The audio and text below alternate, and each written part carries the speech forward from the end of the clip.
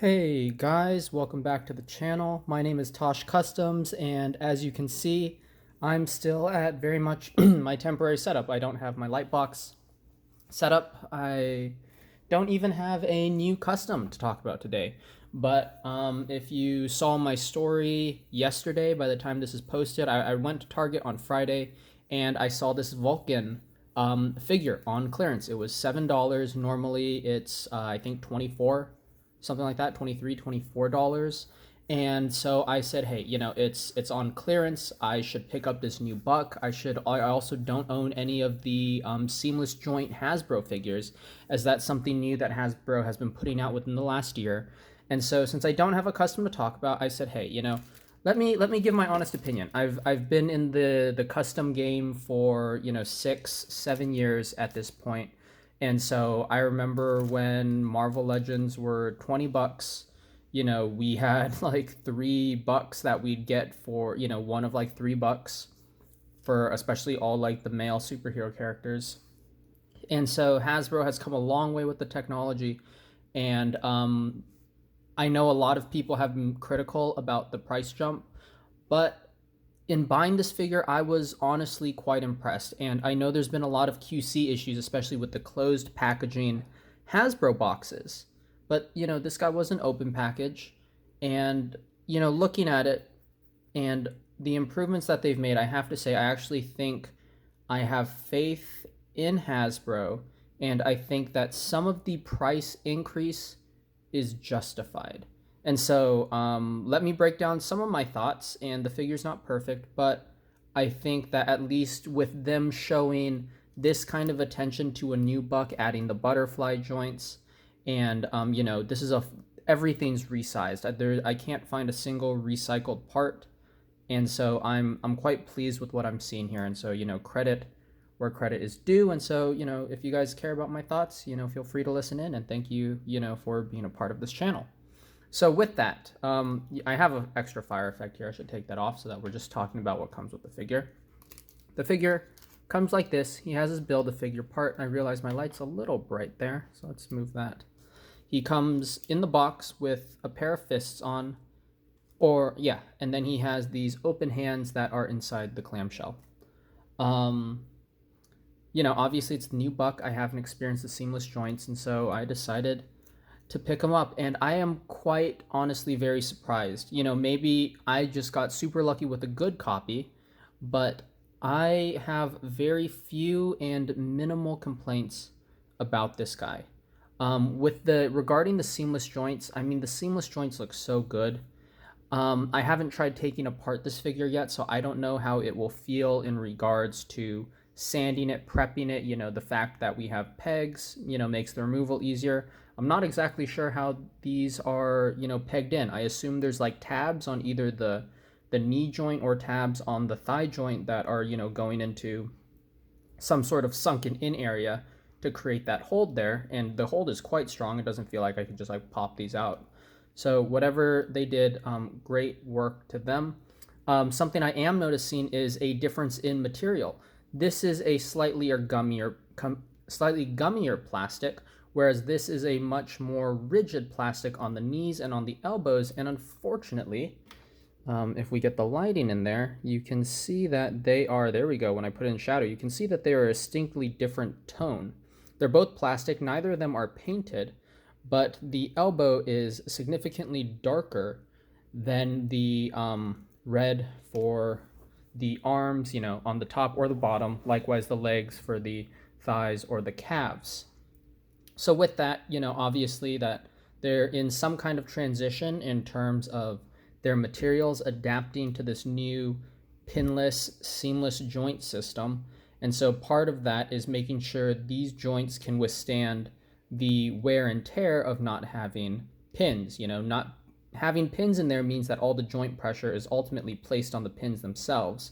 Whereas in this case, all the joint is placed on the internal disc. And so therefore, you have to use a little bit more rigid material for that, to deal with the tension of the joints being moved. I will say the joints are incredibly smooth. Some of you may remember Marvel Legends, depending on which one you got.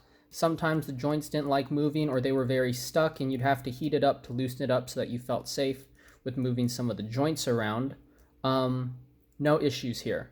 All the joints came very, very smooth. They're really tight. Their they hold their pose, but they are not stiff. I didn't feel like I was overexerting any force to get anything moving. Even the wrists were very, very smooth out of the box. The butterfly joint, unlike the infamous like G.I. Joe line, is really, really good. G.I. Joes have a tendency to like not be able to move. This one came out of the box and it bends forward and backwards. I think if I lift this arm up, I can probably bring it back a little bit more. I can't. It's getting stuck somewhere. I think it's getting stuck right there. It looks like there's a little bit of contact.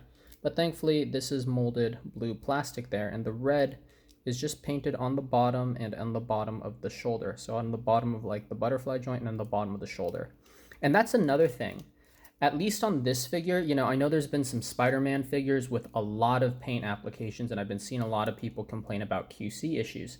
But Hasbro has done a really good job, at least on this figure, about sourcing their plastic parts or choosing what plastics are going to be what color to minimize their painting.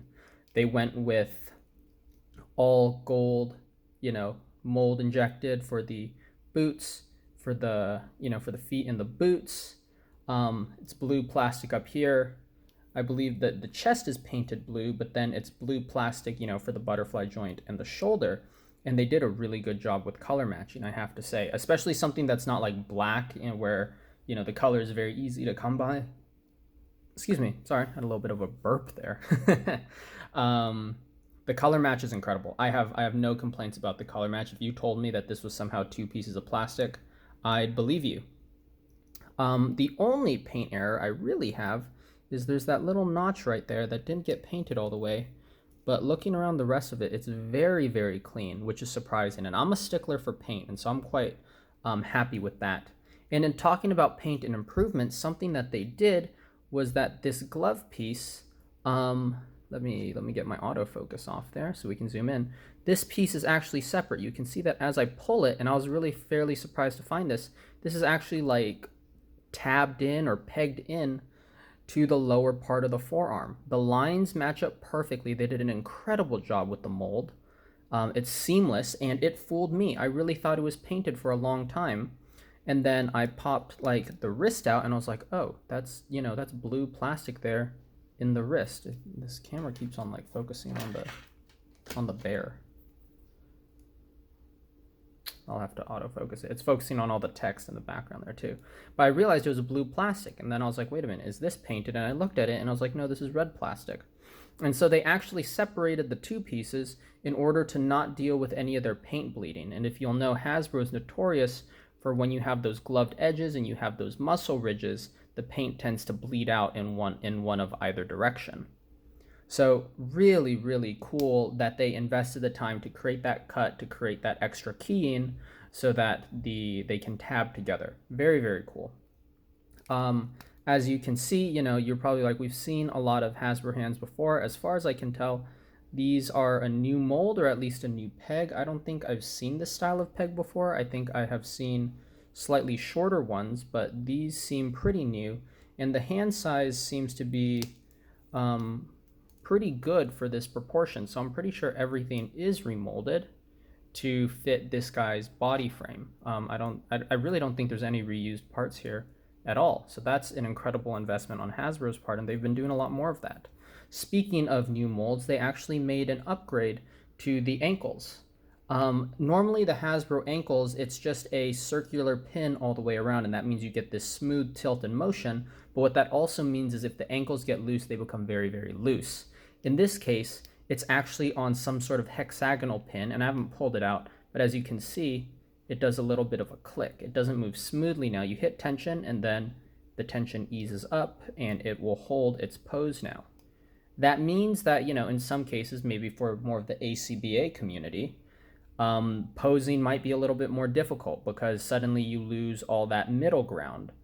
But in terms of just sort of standard posing, getting him settled, especially in like a wide stance or something like that, you're not going to have to worry about your ankles slipping to the weight of the figure as much. There's a lot more tension there, and I think that's really impressive. I actually thought that my foot was frozen and I was going to have to boil some water or pull the heat gun out. But in fact, it is on these hexagonal pegs in order for the feet to better hold their pose. And so, I don't see, if Hasbro moves forward in this direction, I don't see their upgrades and the slight upcharge to be a negative. I'd actually say it's a positive. With saying it's a positive, he has a pair of alt hands too. I think that these alt hands are a little bit big for the figure, especially when you look at this left hand here. It looks a little large, so they could have done a little bit better with the sizing there. But the fact is, there's a lot of Marvel figures and a lot of Marvel characters from Hasbro that don't get interchangeable hand treatment. And so I appreciate seeing that. That's probably my biggest criticism of McFarlane as well, is McFarlane will give you like a pair of open hands and like no fists. And it's like, just, I already pay a little bit more for the McFarlane. If you want to tack on a little bit more of the price, give me fists, give me more dynamic range than Batman being stuck with like a grappling gun hand and he's just constantly in a trigger pose. But that's not the point. Really impressed, really glad that they have added some extra hands here, and I feel like the alternate hands are becoming more of a staple of Hasbro. I know that a lot of the more recent Spider-Man releases have been coming with alt hands, whereas some sort of in the middle days it was like a 50-50. So that's pretty cool too. The last thing I want to talk about is their actually quality of plastic. A lot of old Marvel Legends, especially you go back to the probably 2017 to 2019, 2020 era, you'll know that you could feel like the cheapness of the plastic, especially when you bent the ab crunch. Sometimes you would feel the plastic and you'd bend it and it would be really hard and really tight and you were afraid of straining the ab crunch. Other times it would be super gummy and you were afraid that you were stretching it. The ab crunch joint is very, very smooth. It's a joy to move. None of it sort of overlaps and crunches too hard. It all has nice stopping points. And then the plastic feels so much sturdier. I'm really impressed with the upgrade in materials. I do believe there is an upgrade of materials. And, obviously, I'm not the biggest Legends collector anymore, so maybe this has been an upgrade that's been around for a bit. But I do notice a nicer quality of plastic being used in this guy. And I think along with the nicer quality of plastic, you'll know that Hasbro, once again in their earlier years, was notorious especially for their metal plastics. There'd be a lot of these injection lines and injection sort of creases running through because of the material. You get these dark spots and these light spots of the metallic fleck. At least in these gold boots, it's really, really quite impressive. You can see this is really just a seam line right here. You can see that there, but that almost looks more like a seam line because it's shared on this side. So either the injection is sharing a similar mold line or similar seam line, or it's a crazy coincidence that there's both creases right there. But you'll notice that the coloration is a lot smoother, a lot more consistent through the boot. It's not perfect, but there's significantly less creases. I think one of the huge offenders was the Guardians of the Galaxy Iron Man that came out back, 2016 or something like that. Really, really notorious with the metallic red plastic and having all these weird crease lines or like injection lines running through it. And so this new material, this new gold, very, very smooth compared to what I'm used to getting or used to seeing out of Marvel Legends, which is also the reason why I primarily moved away from Marvel Legends for a long time. With all this being said, I've been giving Hasbro high praise.